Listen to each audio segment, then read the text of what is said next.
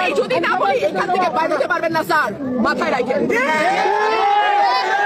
আমি রুমিন ফারহানা, কোনো দল লাগে না আমার। একজন নির্বাহী ম্যাজিস্ট্রেটের সামনে হুমকি দিয়ে বলে, আমি যদি না করি স্যার এখান থেকে বার হতে পারবেন না। এই কথা কে বলেছে? এই কথা বলেছে ব্রাউনবেরিয়ার মেয়ে রুমিন ফারহানা। তিনি ব্রাউনবেরিয়া আসন থেকে স্বতন্ত্র প্রার্থী হিসেবে দাঁড়িয়েছে, কিন্তু বিএনপি ভুল করছে তাকে নমিনেশন না দিয়ে।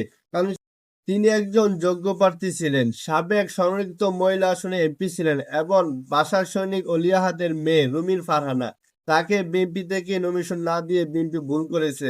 একজন ম্যাজিস্ট্রেটকে হুমকি দিয়েছে ব্রাহ্মণবাড়িয়া মেয়ে বলে কথা নয়। একজন ম্যাজিস্ট্রেট কি যোগ্যতা, তার চেয়ে যোগ্যতা কোনো অংশ কম নয় রুমিন ফারহানার। তিনি যেমন আইনজীবী, পাশাপাশি একজন ব্যারিস্টার। তার জায়গা থেকে সে রাইট আছে, সে নির্বাচনী প্রচারণা চালাইতেই পারে। সে কোনো সভা সমাবেশ করে না, সে নির্বাচনী প্রচারণা চালাইতে পারে। ম্যাজিস্ট্রেটের তার ভুল আছে, তার